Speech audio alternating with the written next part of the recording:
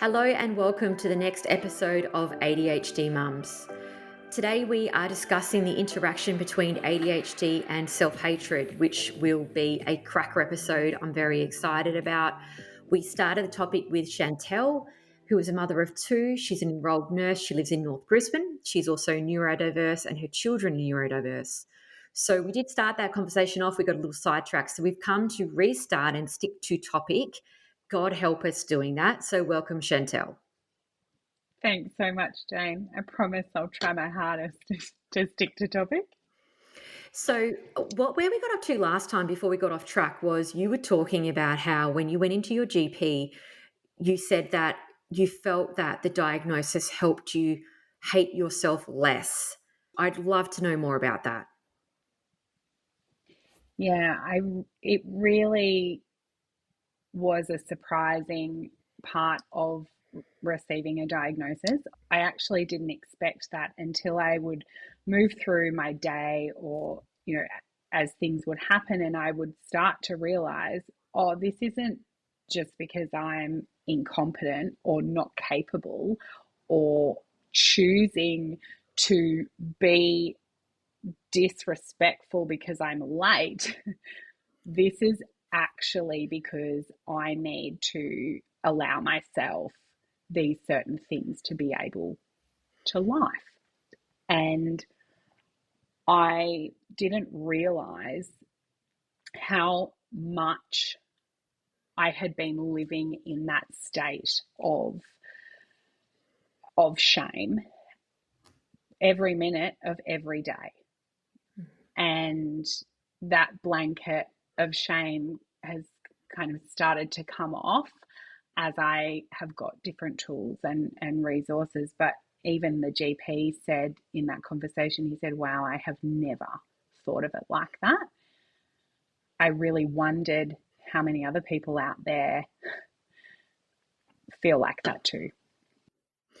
Oh, absolutely. And, it's widely known or spoken about that shame is supposed to be the most negative, bottom dwelling emotion possible, which is, we don't want to get onto child molestation, but that, shame has got a huge part to do with that. And, I always say to my husband, we can guilt our children, but we don't shame them. So, Brené Brown talks a lot about this. They say, that was not a good choice, or that was a bad choice, that was not a good choice, versus you're a bad child, you are an idiot, you are stupid. That is shame versus the guilt. So, a bit of Catholic guilt, I grew up with Catholic guilt, is a lot more healthy, supposedly, than shame, which is the most negative emotion, yet it's very much linked with ADHD, I think. Look, it's definitely been my experience and something I'm really conscious of in parenting neurodivergent children and in the work that I do, because there is and has been in my personal experience, I have this inherent belief that I'm less or I'm useless or I'm not reliable and all of those things, when in actual fact, given the right conditions, I am more of those things than possibly the people that I know or the people that are thinking that I'm those things. And I don't want my children growing up thinking because of the choices they make or what they do, they deserve to feel like that. And it's about, empowering them to ask for adjustments and that they're not unreasonable requests. And a lot of the adjustments neurotypical people could really benefit from too. So they're not asking just for them, this could actually really help their friends or their environment or their workplace or whatever it might be. And to have the confidence to do that and building their confidence and self-esteem, that's really important, because, I'm acutely aware of how that not having that foundation has impacted my life. Yeah, and I think it's really cumulative as well, because if we have, I think the stats are now 1 in 20 people in Australia have ADHD, and it's looking more like it's a 50-50 spread I think they were saying for a while it was 7 boys to 1 girl. Now they're saying it's more like 3 to 4 boys to 1 girl. Okay, at some point we're going to be playing the 50-50 game. In my personal opinion, I don't know. That's just my opinion. But so I'm thinking, okay, well, we've only got hundreds of thousands of women that have not been diagnosed at the right time, that have been given incorrect therapy, incorrect medication, which in my mind has shamed them more deeply because the proper treatment apparently doesn't work. And I think if you're getting a diagnosis at 35, 40, I spoke to someone yesterday who was 48, 55, whatever age you are, and you've got all those years of evidence that you don't make good decisions, you don't stick to task, you are not successful, you don't know what's happening. In my opinion, you've just got a huge cumulative big pile of evidence to tell you that you are not good enough. And then when you start therapy for your ADHD, you're undoing all of that through your therapy. And that is confronting and overwhelming. So you are then living with a different kind of fallout. You're then feeling vulnerable because for the first time in your life, you're exploring these things and the impact that that has on your family or your work life because you're exploring this for the first time. And for the first time, you're confronted with these emotions or being validated in who you are and understanding who you are. And I also didn't give enough gravity to that. I also think if you're a mum, and a lot of these people, a lot of women on this podcast are going to be mums, right? If you're a mum, you are also given all of this information at the worst time. So you are given this information where you have no time to process. I remember getting diagnosed. I rang my bestie on the way home. I picked one kid up from daycare, picked the other two up from school, and I kind of yelled at my husband over the top of getting dinner. I think I have ADHD because I couldn't hold it in, but it was actually a really inappropriate time to discuss it. And we had absolutely no time to discuss. I had no time to think.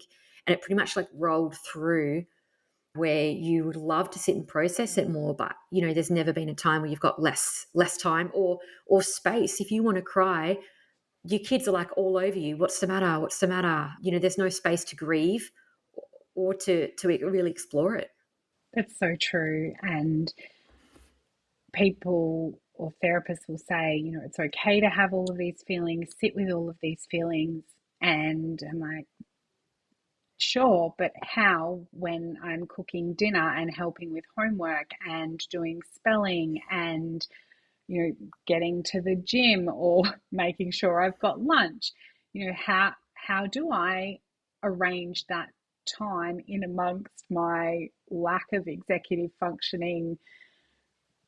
If the medication, food, sleep balance is out, how do I do that? And so then it becomes a task of having to address maybe homework in therapy and then I find myself falling into that trap of there's an expectation that I need to do this. Then it turns out round circles to task paralysis and it all starts again. And then the shame and self-worth hits again, or lack of self-worth. And you then use all of your skills and strategies and tools to come out of that, but it only started because you were trying to feel what you've been told is valid to be feeling at this point in your therapy or in your diagnosis, and how to help yourself.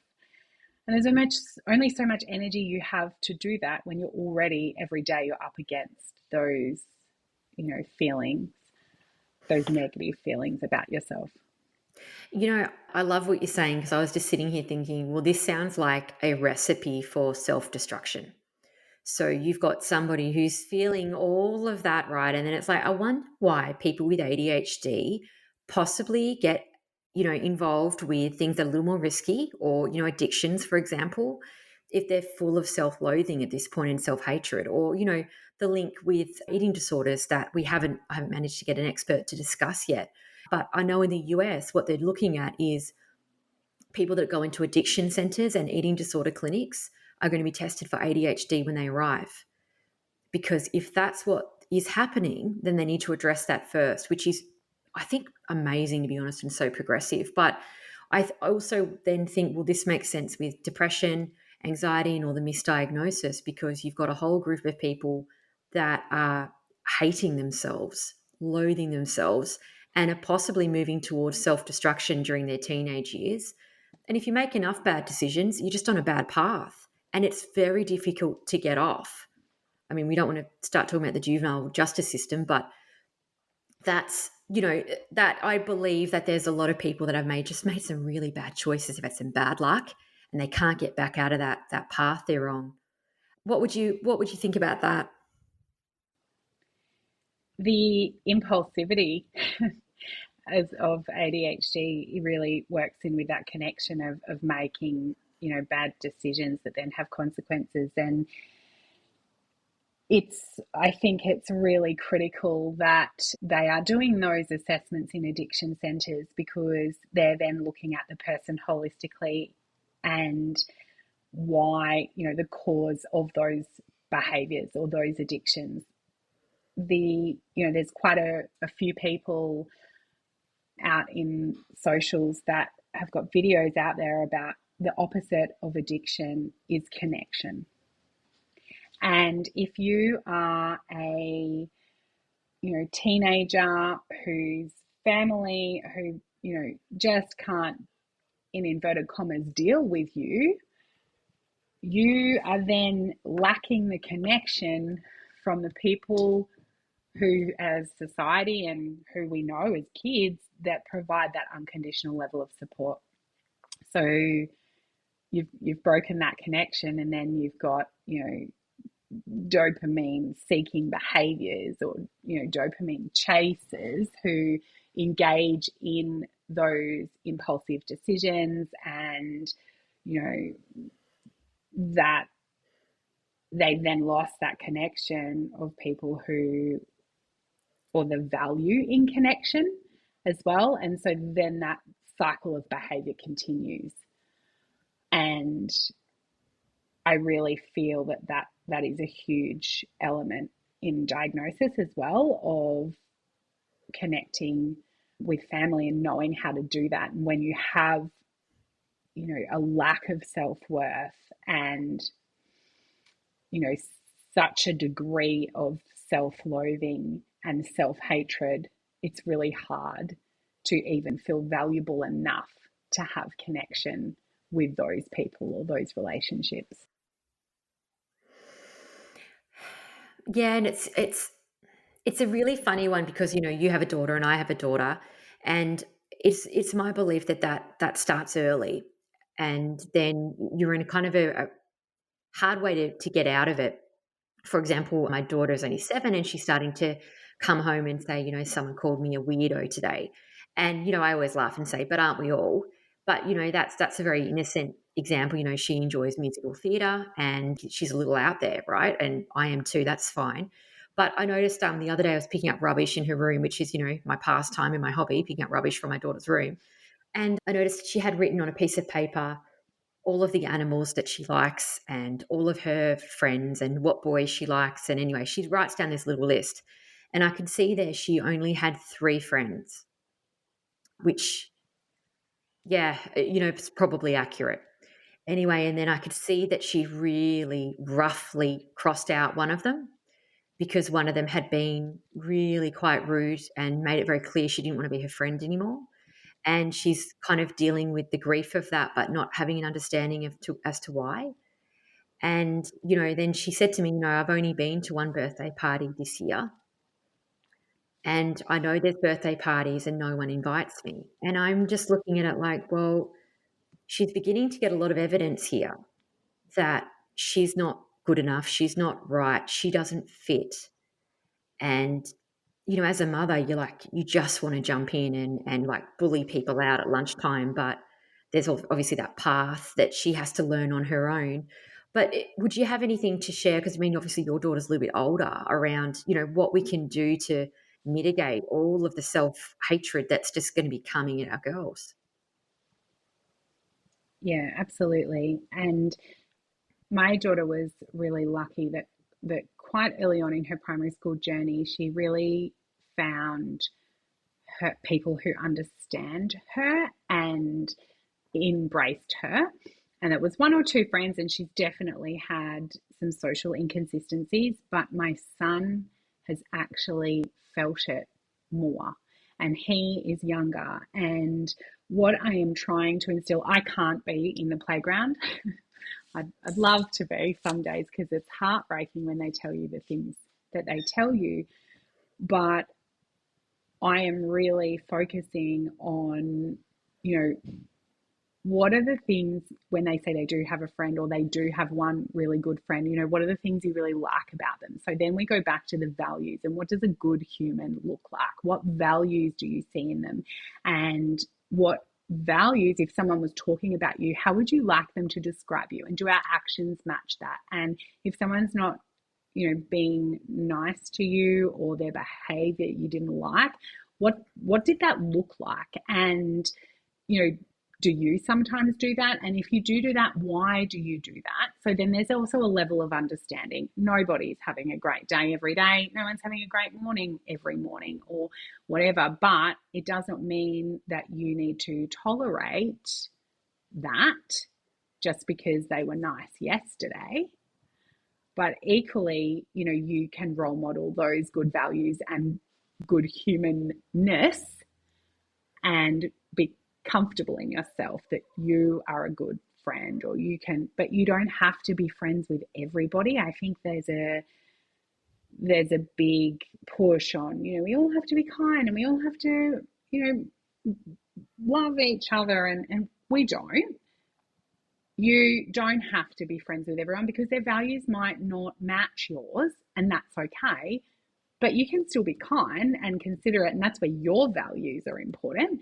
And just recently, one of my beautiful friends we talked through a resource that we're using with our kids at the moment, and it's called a peer mid, so as in pyramid, but peer as in friends, and it's a, you know, a triangle that then talks about, like, on the bottom what level of friendship, so different friendship levels and who they might be in each of the kids' lives and what the kind of expectation is of each level. You know, you're not going to expect that a person that's sitting on the bottom would then behave, or you would do things with the same as you do with that person that's on the top.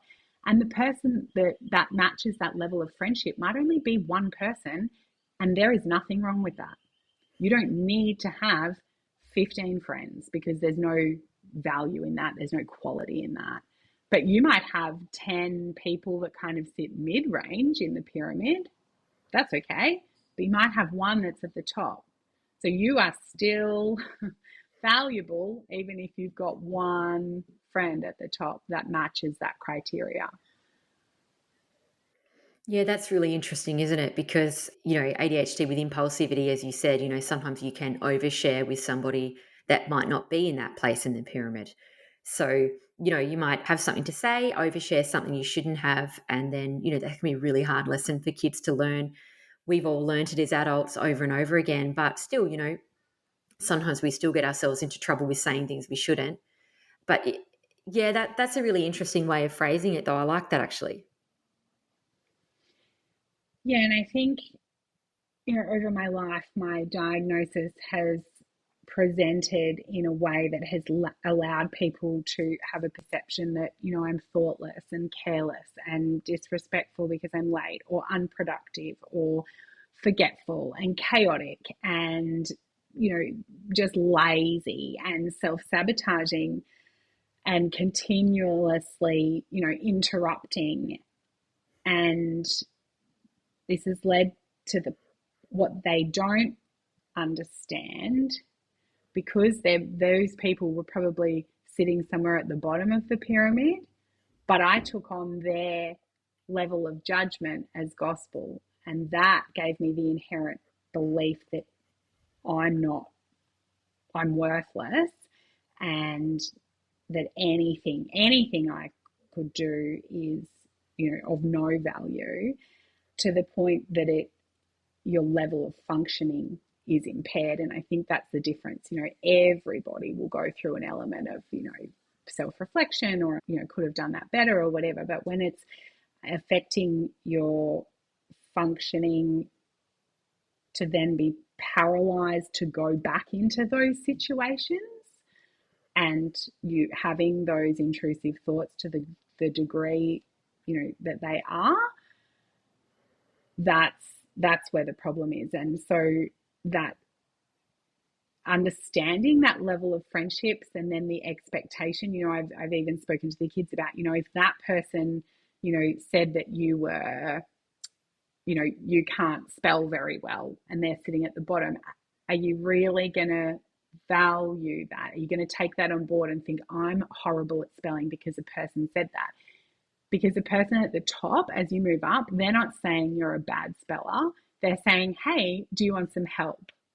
Or, hey, you should ask your mum. Your mum will help, because their relationship with you is different, and their quality of friendship is different. And because they will come across, workplaces where they will get these things. So I think it's really important that they just understand the weight of each section of that and the different levels. It also helps them to understand, friend is such, so linear. What does that mean? There is so many different levels of friendship, and they find that tricky to understand. And I found it tricky to understand. So it's a good visual to see where they fit and what those people say, and how that will generate a feeling in them. Mm. And I think it's looking for that evidence too, like you're saying, someone that's on the bottom that might not necessarily love you. And then you're taking their thoughts as gospel or as really important, right? But then does that mean as people we are just looking around for more evidence that we are no good? Because that's what that seems like to me. It's like, well, I'm just going to look at all of the birthday parties I haven't been invited to. I'm going to look at all of the evidence of me not being okay. And then I'm going to take that on board and make that mine. One of the things that I think ADHD people, particularly women, do terribly is self compassion. We do it so bad. And it's the complete opposite to self hatred. But yet we're so empathic to other people. I feel like I care really deeply about my friends and my kids. And I take on way more shit than I should to help people. But yet for myself, I really lack that grace or that moment to, okay, I've just made a mistake. Whereas, we will just beat ourselves up internally for a long period afterwards when someone's, just looked at you the wrong way. And I mean, maybe that's a bit of RSD, I don't know. But I think that's something to really think about anyway, with increasing the self-compassion and, decreasing the self-hatred. Yeah, absolutely. And I think negativity, this is a bit of a generalization, and I know the research is out there, but negativity is a more profound emotion in neurodivergence than positivity. So it takes a lot of training for us to see the positive, and it has to really be highlighted before we actually realize and then believe it.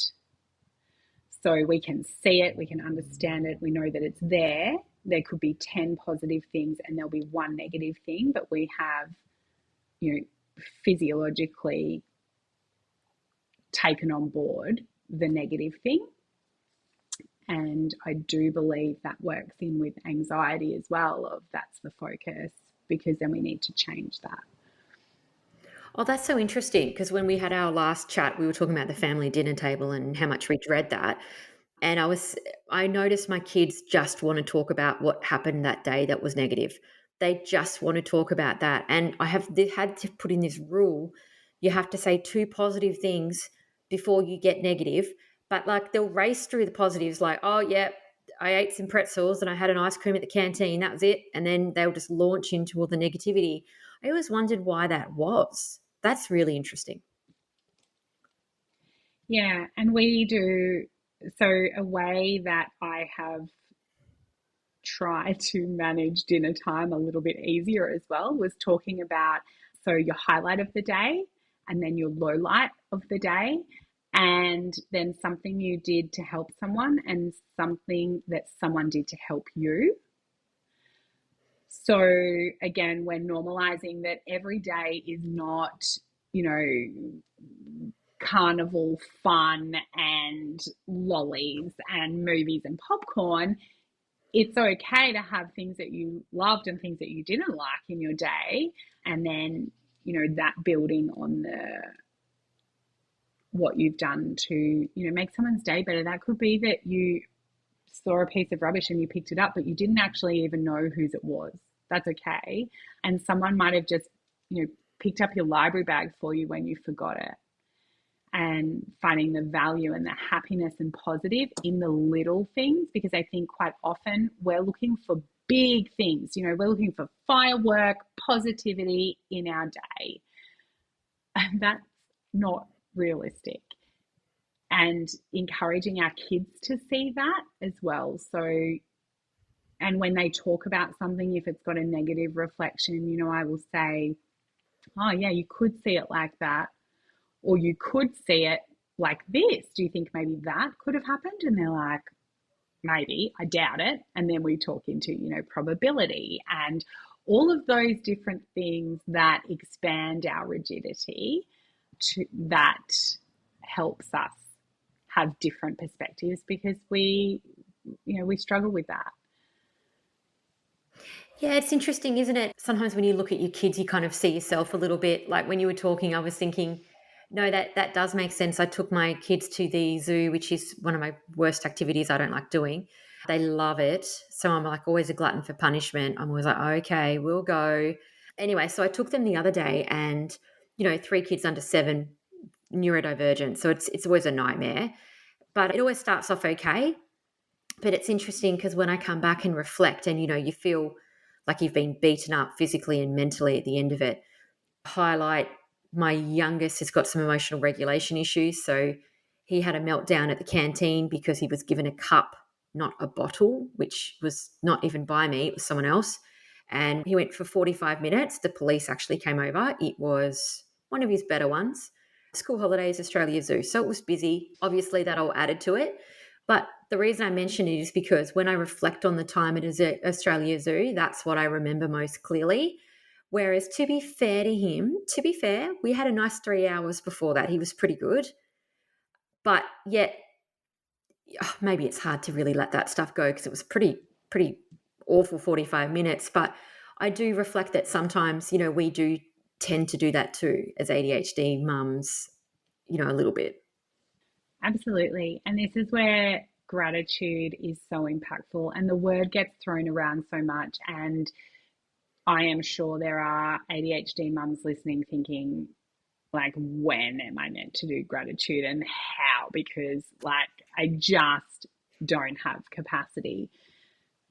It can be different for everybody, and but it allows us as the mums as well to change that thought pattern from the only thing I can remember was I was flipping exhausted. Why did I do this? I know the zoo's a nightmare. And what do you know? We had a meltdown. Your gratitude for that day could have been just looking through your camera roll and seeing their smiles on their face, because that's why you do that. So you don't have to have a special book that's got 14 different questions about what you smelt that day and what you heard and what made you feel, you know, butterflies in your tummy and fireworks around you. It's not about that. It's, you know, when you see your kids smiling, you're like, oh, that's why I take them to the zoo. And maybe next time you'll actually just do one-on-one in school time, because the value of doing that for you and one of the kids is so, it'll be such a different experience. And, you know, you then rewiring that overwhelm that comes with going to the zoo.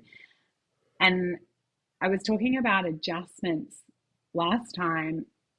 And again, they're not things, you know, when we advocate for adjustments for our kids, we actually need to be more mindful of the adjustments that we need, because if it takes all of your energy and your gas for 2 days after going to the zoo, it might have given them that small moment of joy, but was it worth the 3 days of you being exhausted? Because you're still their mum for the 3 days after.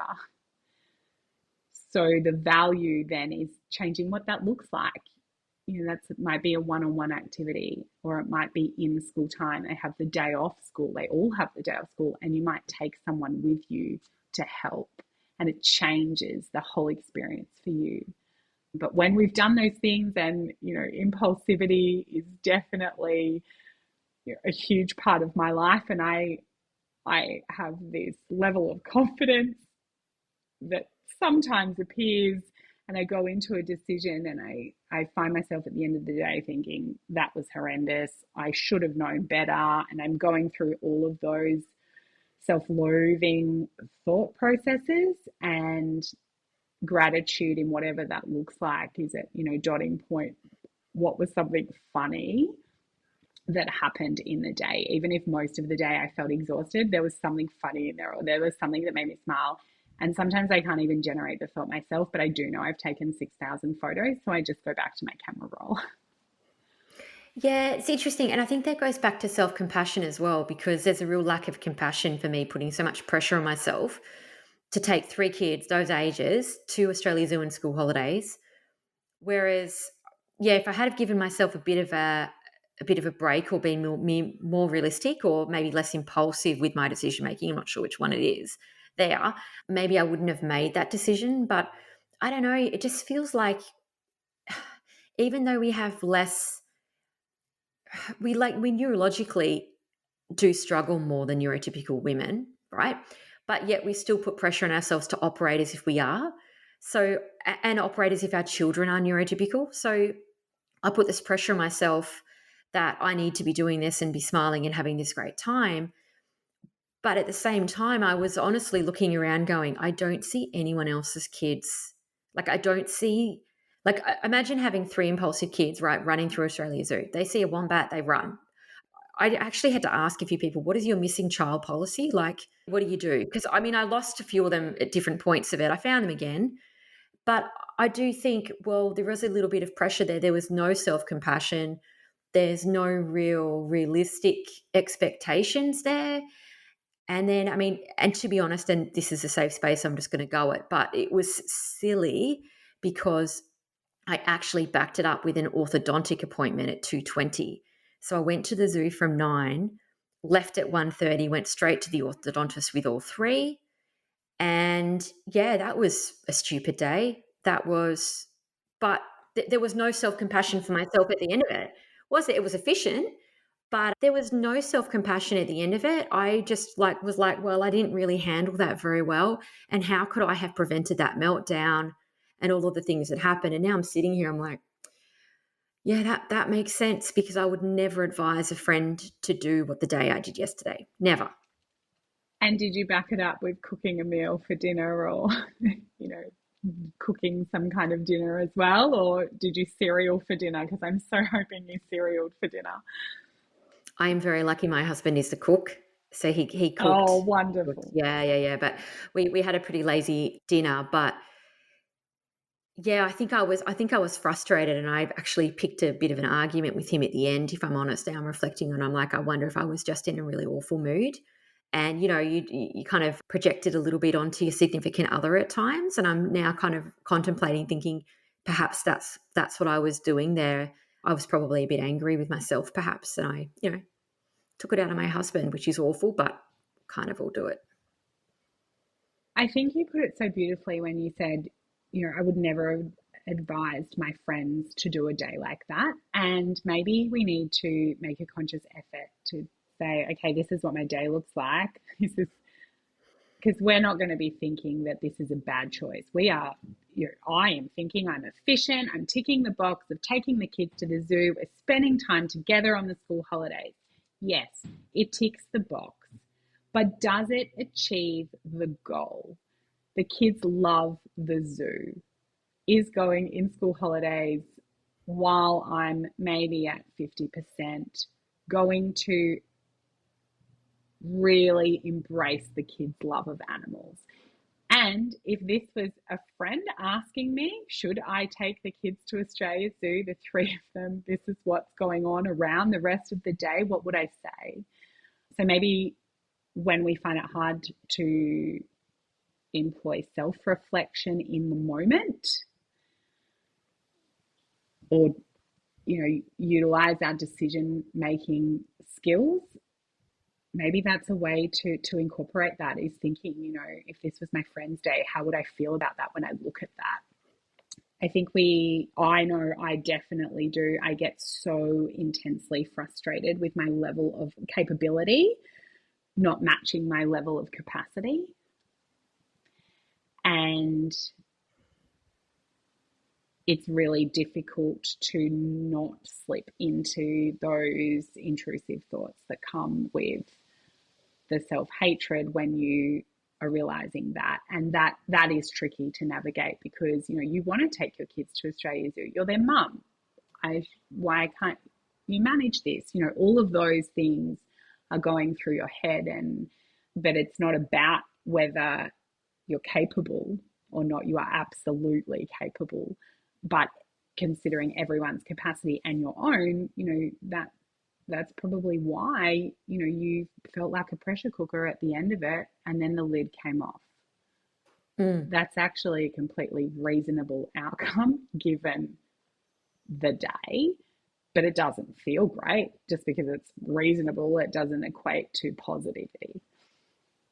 Yeah, and it's just that expectation, I think, on the school holidays too, that you want to, I have to be realistic about how much I can do with them. So I have to put them in a bit of vacation care at least. I can't do it every day, and I know that.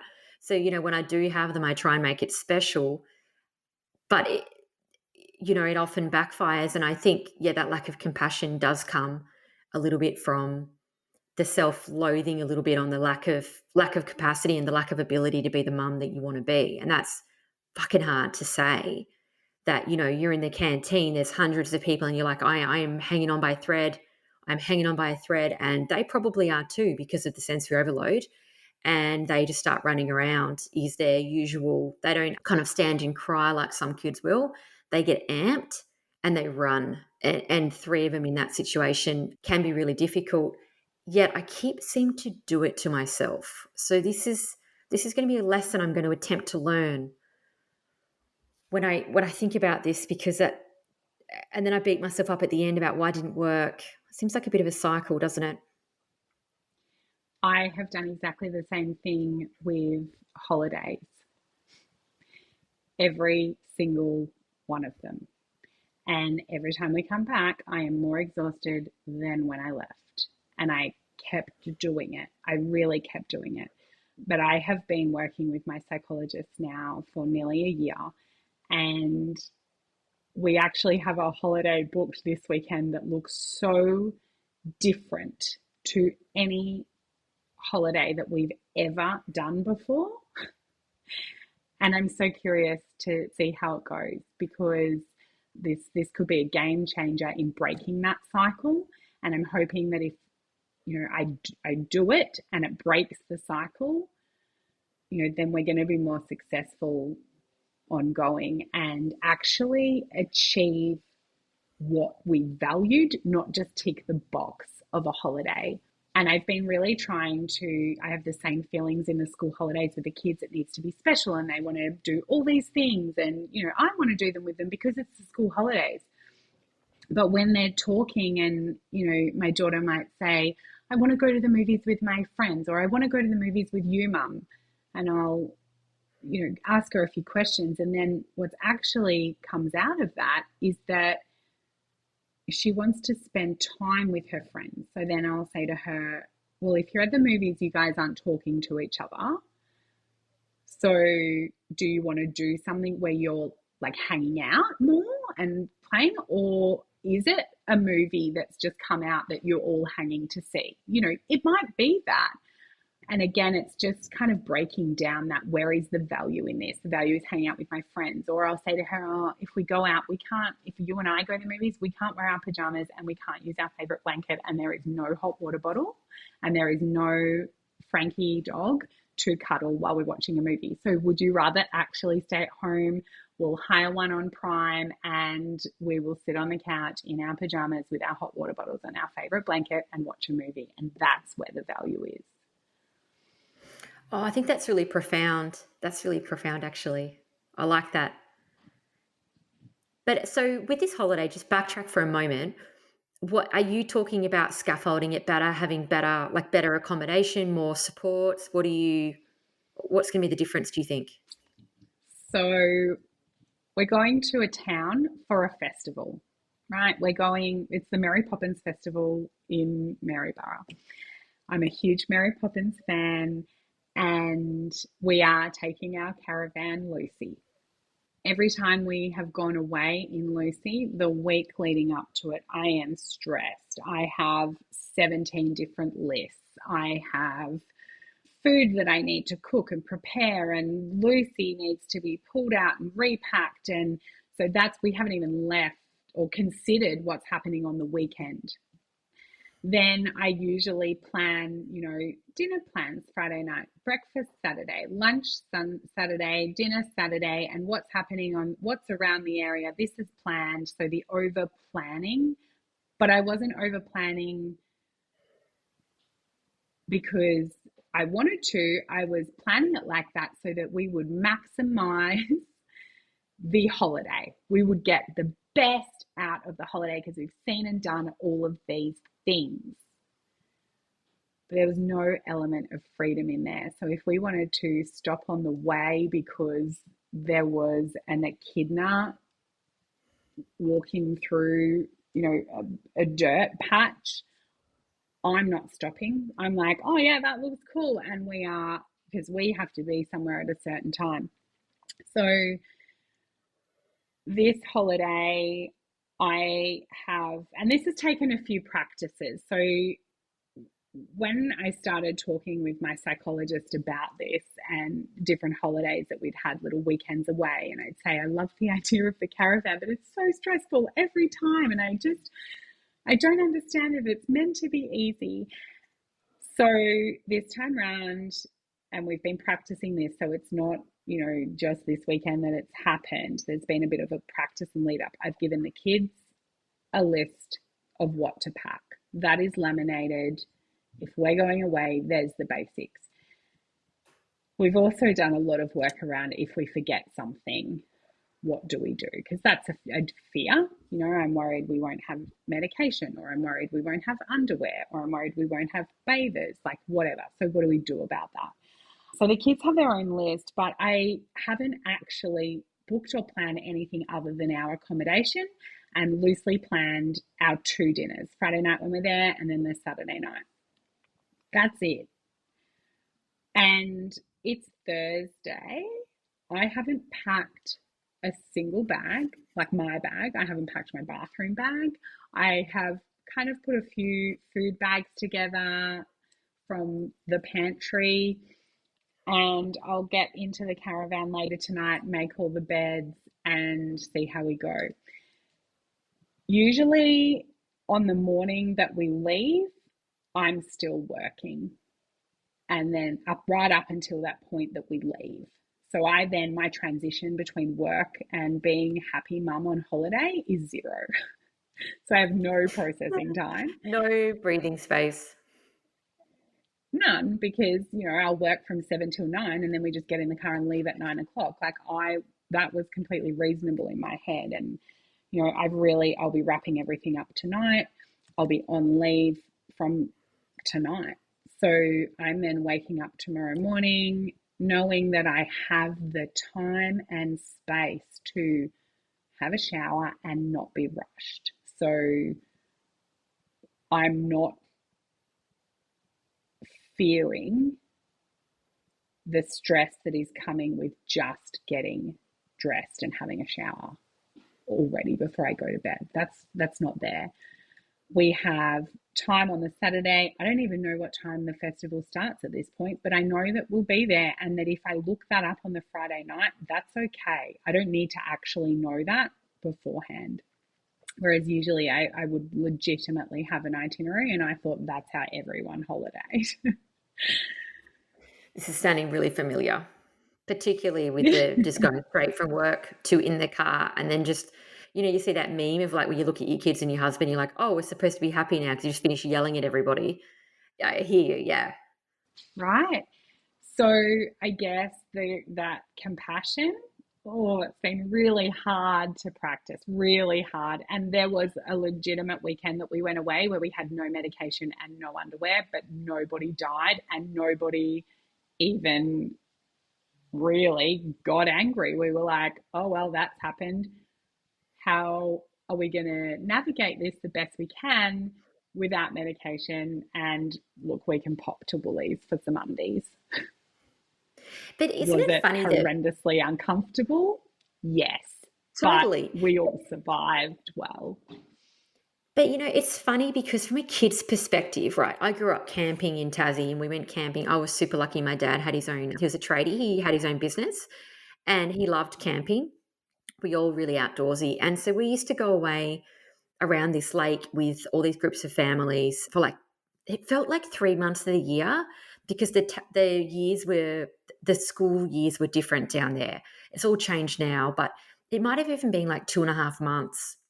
My dad would take He wouldn't take all the time off, but we used to go a lot. And sometimes we go between, 10 to 14 days at a time. Now, this was 20 years ago plus, right? So we had eskies. There was no fridges. There was no electricity. There was no toilet, right? How the hell did my mum pack up a family of five and everybody did it together? And then what we would do is we would come back after like 10, 14 days. We would come back for 48 hours. She would wash the shit out of everything, right? And then and she'd go to the shops and we'd go again. And I'd love, she's passed away now, but I would love to know how she did that, whether she was stressed, because I then try and go up to Noosa for the weekend with my three kids in an apartment, right? And I think, why am I so incapable? I can't do this. But I don't know. But, like, from a kid's perspective, is it just amazing and maybe the mum's suffering? The kid doesn't know? Or, like, what is it? I don't know. I think the kids will feel the stress irrespective of what they put out. Like if they're running around at the beach and having the great time, they're having a great time, but they still feel that we're stressed because we didn't pack milk, or where are we going to get dinner, or where are we? And again, I really coming back to that, what is it that we're trying to achieve? So if it's family connection, sitting around a fire and not being at a restaurant with a booking at this place because we're in that town, or stopping to take a photo of something that we think is really funny, that's meeting the goal and that's where the value is. And I always thought I was doing it. I always thought it was hard because whether you go away for one night or 3 nights or 7 nights, you still need to pack the same stuff. You're still packing your toothbrush, your medication, everything. So I would start to extend the stays, and then it was worse and I could not understand it. I was like, what am I doing wrong? And I'd be looking around at all these other people on holiday having a great time, being so relaxed. And I'm like, aren't they stressed about how they're going to get back to their apartment to make the snacks because their kids are going to be hungry? And nobody was worrying about that because they were on holiday.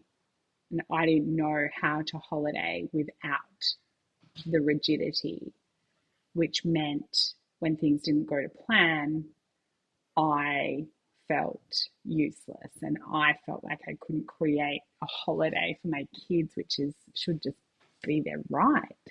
And So is that, what I'd love to know? I don't want to forget it. I'd love to know whether all ADHD mums feel the level of stress, because what you just said, like, about how, oh, no one else seems to be worried about snacks. Aren't their kids going to get hungry? What's happening next? Like, I get over controlling as shit because I'm stressing about having a good time. And that stress of having a good time actually ruins the time, right? And the whole thing's so self defeating. It's so confusing, right? And then my husband's there and he has ADHD too, but he, like, doesn't feel it at all. He sits there and doesn't move and doesn't stress about anything. But I wonder then at this point, is it because our kids are neurodiverse and they need snacks? Otherwise, their emotional regulation goes out the window and they do go psycho. Is it that, and neurotypical kids don't do that? Is it that? Or is it that we just get over controlling because we get easily stressed? Like, I don't know which one it is, because I tend to blame my kids a little bit, like, oh, because they're like this, that makes me stressed. I don't know. If you gave me three neurotypical kids, I think I'd behave the same way, which is pretty confronting. And that's like, we don't know what it's like to life with neurotypical kids. So, as much as we'd say, oh, we do the same thing, that's only because had, we've got neurodivergent kids and we're neurodivergent ourselves. The different level, again, medication has been hugely impactful with this, with holidaying and regular therapy.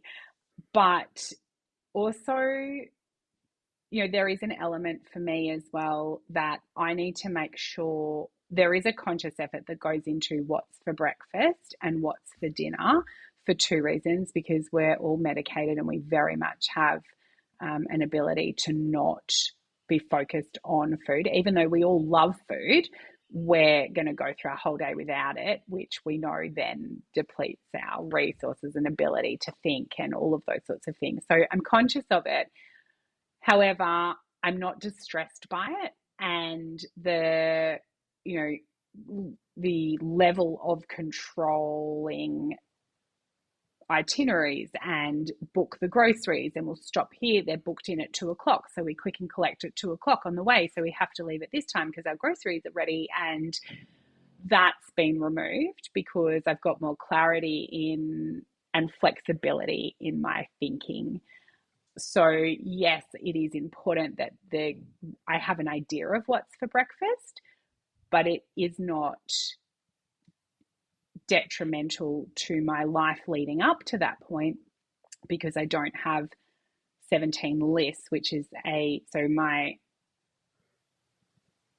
controlling my symptoms of my diagnosis. I try and do that with list writing. That's one of my symptoms. So I know if I actually start writing lists now, I'm like, oh, something else is going on here. And then it's kind of a prompt to address that. It might take me 3 days to realize that that's what's happening. But I'm really proud of the fact that this time around, this would probably be maybe the third attempt. Well, not the third attempt at a holiday. This is the first real attempt at doing the holiday differently.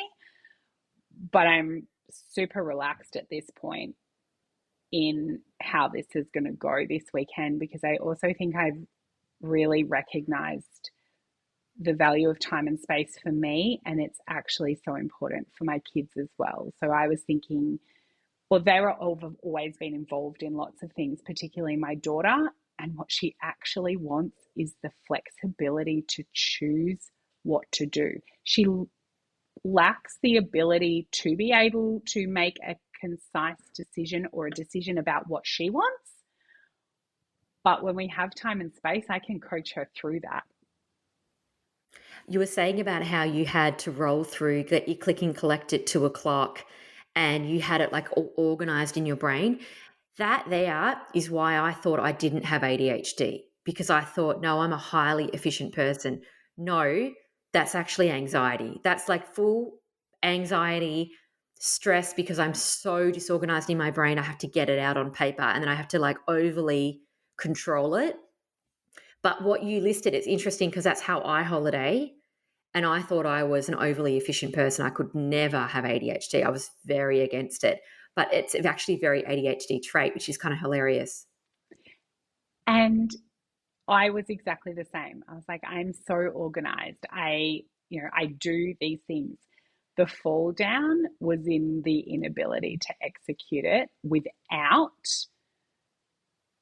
the stress and the level of anxiety and the distress that comes with it. That was what I didn't realize either.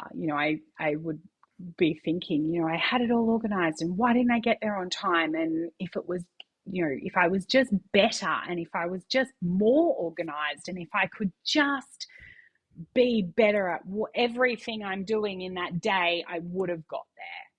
Yes, and this is where, school holidays does things to our ADHD mum brain, because that's one of the reasons I went to Australia Zoo, was because we try to go somewhere, and I just felt like I just couldn't do it this time. I was like, I'm going to retire from going on holidays, and we are going to do day trips that are quality, and we're going to come home and sleep in our own beds and rest. So I've probably put a bit too much emphasis on that, because I think you're a little bit further along your journey in terms of learning to holiday right. I'm not even there halfway where you are. So I'm going to be interested to follow your journey on this trip, see how it goes. We'll have to have you back, and you can say what went well, what didn't go well, because I'm sure there'd be a heap of people on here who would holiday like we do, in highly controlled, inflexible ways that are actually super stressful, that don't need to be, because that's how I think a lot of us would holiday. So I'm keen to have you unpack that next time, perhaps.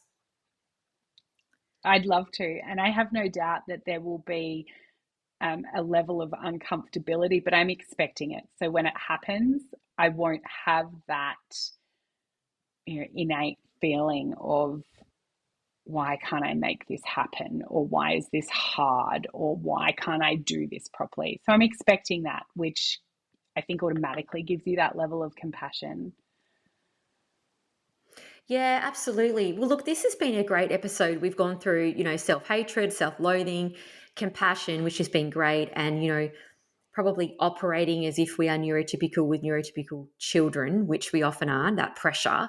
And that holiday vibe has been a really interesting one. I'd love to have you back after that and see how you go. Thank you so much for coming, Chantelle. I really appreciated it. Thanks, Jane. It was great to be on the podcast again.